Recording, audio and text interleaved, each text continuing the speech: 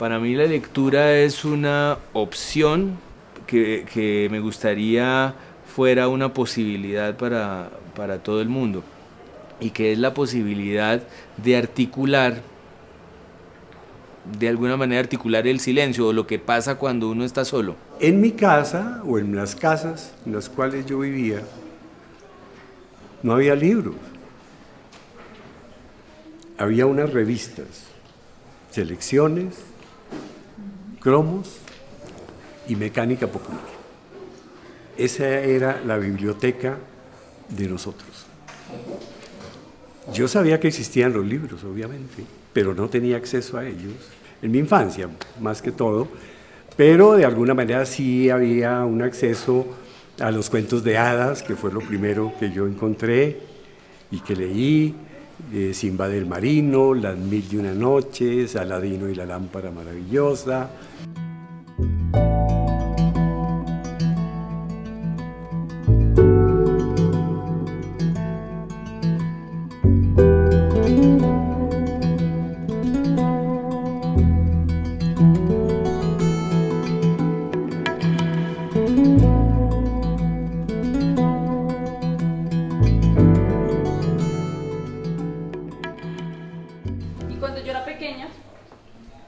La verdad es que no tenía muchos libros en mi casa.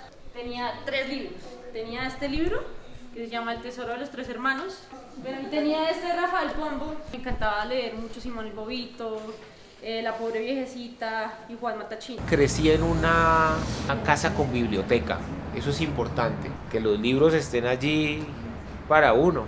Y yo me acuerdo que cuando yo tenía unos 9, 8 años, cogí Relato de un náufrago de Gabriel García Márquez. Lo abrí y empecé a mirar a ver de qué se trataba. Y yo me acuerdo que mi mamá entró al cuarto un par de veces a ver, pues como dijo, ¿y este qué hace leyendo un libro de García Márquez? Y yo me di cuenta que mi mamá estaba como contenta, como que le dio felicidad de verme haciendo eso. Y yo me acuerdo que yo seguí leyendo porque yo sentía que estaba haciendo feliz a mi mamá, que yo le estaba como regalando felicidad. Y ya en un momento pues te olvidas de tu mamá y te pegaste del libro. Imagínense que antes no existían los libros. Las historias viajaban así, de voz en voz, de oreja en oreja, hasta que se inventaron las imprentas y los libros. Porque yo cuando chico, cuando tenía la edad de estos niños, nunca había visto un libro álbum. No había leído Donde viven los monstruos, no había leído a Anthony Brown, ni a Mitsuma Sano, no había, bueno. En la universidad los empecé a encontrar y empecé a estudiarlos, empezó a gustarme todo esto. Y así, pues me volví el ilustrador que soy. Para contar mi relación con los libros, pues yo debo contar que yo tuve relación con ellos mucho antes de saber leer. En mi casa había muchos libros, porque mis padres eran profesores de la Universidad Nacional, también Universidad Pública. Eran profesores de Bellas Artes y de Historia del Arte. Y para mí los libros fueron importantes mucho antes de saber leer. Y entonces yo empecé a tener con los libros inmediatamente una relación muy fuerte. Me metía dentro de los libros de una manera muy envolvente. Encontré ahí un mundo que me fascinó y me gustaba más que el mundo mío. Hay muchas formas de contar. Hace muchos millones de años los hombres se reunían así como nosotros estamos reunidos. ¿Alrededor de qué? Del fuego. Y entonces, pensando en las historias, he traído un libro y esta es una de las historias quizás del mundo. La sensacional historia del mundo. ¿Qué habrá pasado? Algunos científicos cuentan que el universo explotó. Yo me acuerdo un libro que era La Montaña Mágica de Thomas Mann, pero en una edición como de Bruguera, que tenía una casa como en una montaña, como en medio de una tormenta. Esa era la portada. Y yo la veía de niño, yo todavía la tiene mi padre, pero yo me acuerdo de niño mirar esa portada.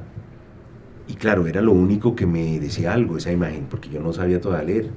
Pero miraba yo eso y decía, qué cosa tan increíble debe haber acá. Mi papá compró una biblioteca que era modular, plástica, era de plástico, y era con una especie como de fichas plásticas, así como una especie de ladrillos que tenían unos chuzitos. Y yo me acuerdo, yo estaba muy chiquito, yo debía tener unos 5, 4 años. De pronto yo me levanté y vi que mi papá estaba jugando con una Estralandia gigante. Voy a hablarles un poquito de mi biblioteca. A ustedes les gusta mucho venir acá a la biblioteca y cada uno de ustedes tiene una biblioteca de pronto en sus casas. No. ¿Sí? Unos no, otros sí. Pero poco a poco uno va haciendo la biblioteca. Dime. En la casa de mi abuelita hay una biblioteca, pero pegadita. Pegadita, pero la biblioteca no es en sí este mueble, sino son los libros que tú tengas. ¿Tú tienes libros? No, ¿tú tienes libros? Poquitos. En mi biblioteca personal está todo mi trabajo, pero está toda mi inspiración. Creo que no consigo la vida sin un libro que me acompañe. A donde vaya tengo que tener una libreta para escribir y un libro para leer. Mi biblioteca personal es un caos porque nunca está organizada o casi nunca. Y también es una especie de arqueología de mis gustos desde que tenía 18 años hasta ahora. Conocí las aventuras de Tom Sawyer, Oliverio Twist, Sandokan. Empecé a tener ya una relación más cercana con los libros cuando a los 15 años ingresé a la Escuela Nacional de Arte Dramático, en el Teatro Colón. Allí había una biblioteca, entonces ya empecé a conocer autores desconocidos para mí y que me han abierto muchos universos de lectura. Yo tuve un problema gravísimo durante mi adolescencia, pues, muchos complejos, sobre todo físicos, porque yo era muy jovencito, como a mí me subieron de curso, porque ya sabía leer, y además ya era muy joven cuando entré. En cambio, en el mundo literario me sentía libre, feliz, absolutamente, era quien era con toda libertad, no tenía que dar ninguna explicación a nadie, y me sentía muy feliz. Y así empecé a leer para mí lo más importante durante mi adolescencia, que fue la literatura colombiana y latinoamericana. Y esta es la historia, o bueno, es el recorrido, se llama El viaje de Dano. Es el recorrido de un personaje que llega, voy a mostrarles aquí, llega a una isla y se va adentrando a esta isla. En cada página él aparece, ¿dónde está acá? Y la idea es como ir buscándolo y ver qué es lo que va haciendo él. Ah, bueno, acá va. Se va adentrando y se va adentrando en la cultura de esta isla. Si yo fuera elefante, así, ¿saben cómo hacen los elefantes? Barritaría hoy, se llama barritar. Como acá ya. Así. Si yo fuera una cabra, una cabra, una cabra. Si yo fuera una cabra, así bailaría hoy. Escogí libros, creo que han marcado ciertos momentos de mi vida. Me falta uno que ya no existe, que es el primer libro que recuerdo, que es un libro en el que uno podía hacer diferentes personajes. Entonces es un libro partido en varias partes, argollado. Entonces, por ejemplo, era un vampiro.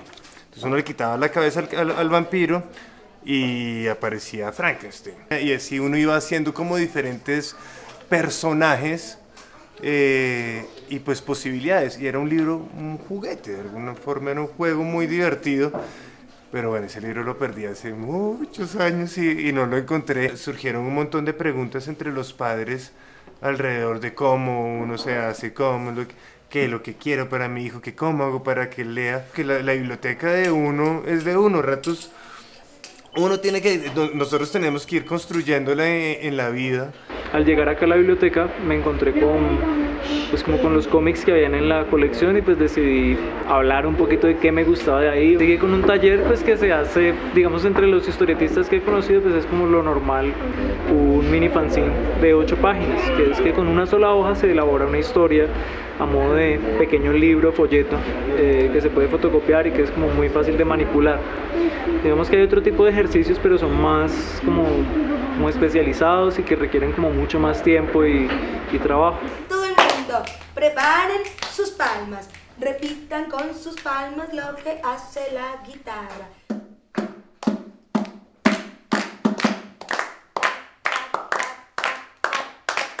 La la la la la la la la la la la la la la.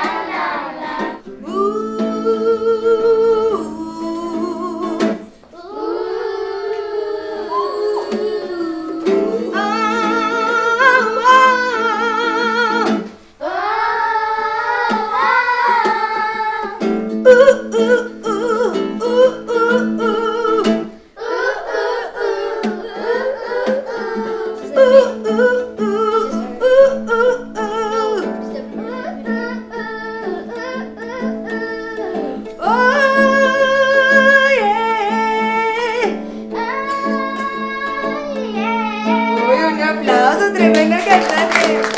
Pobres feos dinosaurios se murieron hace tantos años por la culpa de un meteorito. Solo quedaron sus esqueléticos. Pobres feos dinosaurios se murieron hace tantos años por la culpa de un meteorito. Solo quedaron sus esqueléticos. Un aplauso porque cantan muy bonito. Hice una novela gráfica de tesis que se llamaba El Trasteo. Fue el proyecto en el que yo, de manera gráfica, conté mi historia de mi vida, cómo me había cambiado de carrera, cómo había tenido novios cuando era chiquita, cómo había tenido novias cuando era chiquita, y encontré cómo en este libro la mejor forma de poder explicar las cosas, y fue un proceso larguísimo, porque yo tuve que entender cuando estaba haciendo este libro qué era lo que yo quería para mi vida y cómo era que quería vivir mi vida. Leí en el año 99 una biografía de José Asunción Silva que se llama El corazón del poeta, que es un gran libro, a mi modo de ver, uno de los grandes libros de historia de Colombia que uno puede leer, de Enrique Santos Molano. Lo que sucede con el libro es que luego de reconstruir sus antepasados, la vida de Bogotá en el siglo XIX, hasta el momento de su muerte, él le dedica las últimas 200 páginas a aportar pruebas a la idea de que él no se suicidó, sino que lo mataron. Y a mi modo de ver, lo prueba. Entonces él dice, y parte de eso, ¿por qué nadie escuchó el tiro en 1896? Nadie, no hay un testimonio de alguien que diga, sí, yo escuché el tiro, ni la gente que dormía en la misma casa. A mí me pareció, cuando leí esa biografía, no solo un gran libro de historia de Colombia, sino que además le redefine la imagen que uno le han dado de Silva. Leído este libro, en mi casa, cuando vivía con mis papás, a mi papá le dio por llenar el corredor de la casa de las caricaturas que hizo José María Espinosa, y había uno que a mí me impresionaba mucho que estaba en ese corredor, que era El Loco Cacanegra, y logré averiguar de los locos del siglo XIX, pero no hay nada, no hay ningún retrato del loco aparte de la caricatura. Entonces me pareció que era una oportunidad de escribir una novela, de inventarme a ese loco, de imaginarme las posibilidades. Aprovecho la oportunidad de preguntarle, ¿hay un Plegarias Nocturnas 2? Pues sí, porque todos los lectores, digamos, fuertes de ese libro sienten lo que sentí yo también cuando lo terminé de escribir, que es que la historia, sobre todo de Juana, no se ha terminado. Y entonces, para su información, hace un mes acaba de salir una novela que se llama Volver al Oscuro Valle, donde los personajes principales son Juana y el cónsul, años después, unos años después. O sea que efectivamente su preocupación yo también la tenía. Y en la charla anterior también una muchacha me dijo, pues es que ese personaje es muy poderoso. Antes esa muchacha me decía, yo me quería cambiar el nombre por Juana. Ese es un personaje muy poderoso. Entonces ahora lo retomé y al cónsul. Se vuelven a encontrar en Madrid y hay toda una historia. Y aparece otra vez Colombia. y aparecen algunos, o sea, los lectores de Plegarias Nocturnas, esta novela nueva la van a disfrutar mucho. Y los que no han leído Plegarias, pues es un libro autónomo de todas maneras, porque igual pues vuelve y empieza desde cero, ¿no? En el síndrome de Ulises, uno hasta el final viene a descubrir un nombre. Hay otro libro, Vida Feliz, de un hombre llamado Esteban. Por ejemplo, en Los Impostores, ¿hay en su vida algo así como ese libro que está buscando, que está escondido, que quiere aún traer de allá al fondo de esa parte que tiene el escritor, que sabe que todavía o sigue en esa búsqueda? Porque el síndrome sí, interesante, nunca lo había pensado así. Pero sí, claro, hay un personaje que va de libro en libro y que yo creo que ahora se va a llamar el cónsul, desde Plegarias Nocturnas, y que antes se podría llamar Esteban, pero es más o menos el mismo. O sea, yo creo que sería como el representante del autor en el mundo de la novela. Creo que ha sido una válvula de escape la escritura, un poco.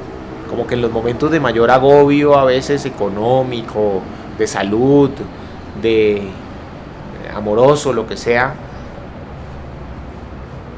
cuando todo está muy revuelto afuera, uno tiene la capacidad de meterse en ese mundo de la ficción y empezar como a escapar de eso en la construcción de una historia en la que vas preocupándote por unos personajes y alrededor se puede caer el mundo, que uno está en su pequeña burbuja literaria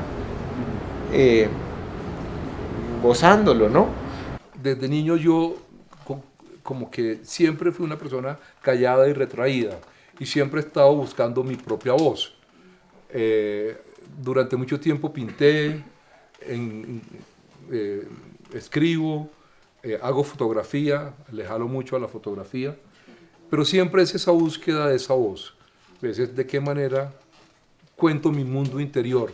Escogí un fragmento que a mí me gusta mucho porque de alguna manera condensa como todo lo que es el libro, ¿no? Hay mucho humor y tiene también, y pues al final del párrafo o de la lectura, es como la explicación de dónde viene la maldita primavera. Es el momento en el que el libro explica el título, digámoslo así. Entonces dice así: aún así, yo sigo tratando de encontrar a mi Mr. O'Malley, porque yo soy más enamoradizo que Diane Keaton, que, por si no se han dado cuenta, siempre se enamora de todas sus coestrellas en las películas en las que actúa. Y por ello voy a los videos, a los saunas, al Parque Nacional, a los baños de Gran Ahorrar, a la rotonda de cinemas del Andino, al Tower Record, al Gueirulla de la 63, a la ciclovía todos los domingos con mis chorcitos ajustaditos para que me vean el culito. A todas partes donde dicen que van las locas, ahí voy yo. El oficio del novelista es inventar historias, pero paradójicamente muchas veces las historias que inventan los novelistas dan mucha luz sobre la verdad que la que cuentan los historiadores. Yo creo que para una persona que va a escribir, lo más importante es leer en su propio idioma, en el idioma en que va a escribir.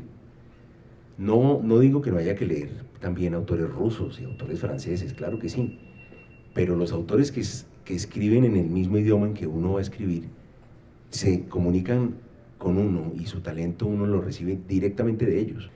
Poco a poco se fue imponiendo un autor que para mí fue una gran compañía durante casi toda mi vida, que es Vargas Llosa. Sus novelas me parecieron siempre magistrales, sobre todo porque eran novelas con las cuales uno podía aprender a escribir. García Márquez, si uno se ponía con él, terminaba copiándolo. Lo mismo Cortázar, terminaba copiándolo. Borges, pues ni hablar. En cambio, Vargas Llosa no tiene un lenguaje como tan propio. Más bien es como la arquitectura de sus libros. Y eso, en cambio, sí se puede aprender, cómo se construye una novela. Yo me acuerdo que las novelas de Vargas Llosa yo las leía con lápiz y papel. Y decía, aquí el narrador, el tiempo, aquí pasó esto, pum, hacía una línea. Y después mira y decía, caramba, es una construcción increíble. Yo realmente no soy de los que más conozco el 9 de abril. Quizás soy de los que más he escrito sobre el 9 de abril. Pero es que uno, como escritor, a veces escribe sobre lo que no sabe, precisamente para aprender, para descubrir, para conocer, para conocer el pasado, por ejemplo. El pasado nuestro está tan oculto y ha sido tan negado que uno prácticamente lo recuerda muy poco y por eso tiene que inventarlo. ¿Y qué mejor que tratar de indagar en el supuesto asesino, sobre el cual casi nadie conocía nada? Entonces, lo que yo hago es abordar mi país, mi pasado, mi historia, con las herramientas de las que dispongo para crear ficciones. Un escritor no es más que un observador. Lo que hace el escritor es observar lo que hay alrededor, pero observar también a las personas y tratar de entender por qué las personas actúan como actúan. Escriba lo que uno escriba, la literatura tiene que ser verosímil. O sea, el lector tiene que convencerse completamente de que lo que está leyendo es completamente cierto. Mi literatura particularmente es muy realista. ¿Ves? No, mi literatura es Al diablo la maldita primavera, es una novela muy realista, muy cruda, donde te estoy hablando cosas que tú conoces y te estoy metiendo el dedo en la llaga para hacerte énfasis en esas cosas. En De Donde Flores también es exactamente lo mismo. ¿Ves? Ahí, ¿por qué? Porque me meto mucho en la piel de los personajes. Estoy con ellos todo el tiempo. Yo no soy el personaje. Pero eso no impide que yo sienta por el personaje. La idea, de todas maneras, es narrar una historia y que esa historia genere, que conmueva. Para poder escribir la novela, yo tenía que investigar mucho. Imagínese un edificio. Un edificio está construido en el aire, ¿no? Pero para poderlo construir en el aire tiene que tener unos cimientos muy fuertes en la tierra para que pueda elevarse y no caerse. Aquí está la realidad y la ficción. Para yo poder inventar una ficción, tengo que tener una gran cimentación de la realidad. Entre más fuerte sea esa investigación sobre la realidad, conocer los hechos, los nombres, las historias, los sucesos de la época, los movimientos políticos, las fuerzas internacionales que hay en esa época, etcétera. Tengo mucho más material para poder crear mi edificio literario de la invención. Me da mucho gusto pues ver esta biblioteca. Cuando uno es escritor, cuando uno es lector, pues las bibliotecas son como los grandes templos de uno, ¿no?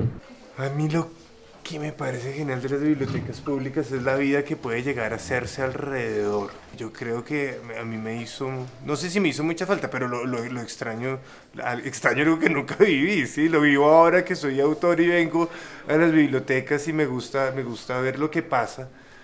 Me habría gustado de chicos estar más metido en un sitio así.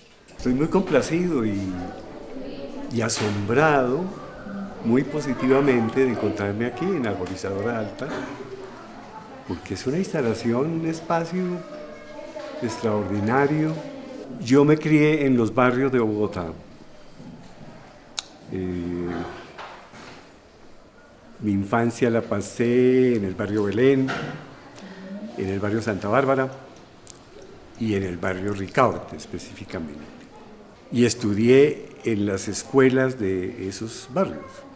Y allí en estos sitios nunca había habido o nunca hubo espacios como estos. Pues gente como yo no tuvo ese tipo de recursos, de ventajas en ninguna parte. Existía la Biblioteca Nacional. Estos espacios son treguas, pero además este en particular que ya conocía es un sitio amable en general, y generoso. Uno siente que aquí la gente está dispuesta a escuchar y dispuesta a preguntar y dispuesta a participar y es, creo, el sueño de, por ejemplo, un escritor, que es que su relación con sus lectores sea una especie de amistad. Bibliored es una de las cosas más increíbles que tiene Bogotá. No solamente por lo que pasa culturalmente, por los libros, sino que es lo que marca la diferencia en los barrios. Estos niños, su plan de la tarde es venir a la biblioteca. Yo realmente me he recorrido todas las bibliotecas con Bibliored. A las ferias había venido alguna vez a hacer un concierto pero pues creo que esto salva la vida, que los chicos además conozcan de autores, conozcan de libros, conozcan de historias, conocen talleristas, pues quiere decir que de verdad esto le ha cambiado la vida a la gente, que además hay un plan para la tarde y es un plan divertidísimo. Uno no sabe quién es el tallerista, pero sabe que algo mágico va a pasar. ¿Cómo empezaría una historia? Había una vez un tiburón surfeando en las olas del mar. Suben y bajan las olas. Suben y bajan, son las olas del mar. Iban navegando por el mar. El pirata más furioso que haya existido en la faz de la tierra. Su nombre era Gaspar. ¿Cómo? Gasparita. Gaspar. Los piratas van a buscar por aquí, por allá, un tesoro que es de oro y es difícil de encontrar. Entonces los piratas volvieron a cantar. Los piratas van a buscar por aquí, por allá, un tesoro que es de oro y es difícil de encontrar. De repente Gaspar gritó aún más fuerte. ¡Alto! Y todos a cantar. Los piratas van a buscar por aquí, por allá, un tesoro que es de oro y es difícil de encontrar. Y de repente Gaspar gritó más fuerte que nunca. ¡Alto! ¿Creen ustedes que el tesoro está aquí? No. Entonces los piratas volvieron a cantar. Los piratas van a buscar por aquí, por allá, un tesoro que es de oro y es difícil de encontrar. Y de repente Gaspar se puso su catalejo y gritó con más fuerza. ¡Alto! Y dijo lo que los piratas siempre esperan escuchar. Un tesoro. ¡Tierra Gavisa! ¿Será que aquí está el tesoro? Sí. Vamos a ver. Por favor, pirata Gaspar, denos las instrucciones para llegar hasta el tesoro. Excavar. ¿Cómo? Excavar. El mapa primero. El mapa primero, por favor. ¿Cuántos pasos hay que caminar? ¿Y hacia 2 pies. 5 pasos a la izquierda. 1, 2, 3, 4, 5. Me pasé 7, 8. 2 hacia el frente. 20 hacia atrás. Empezaron a excavar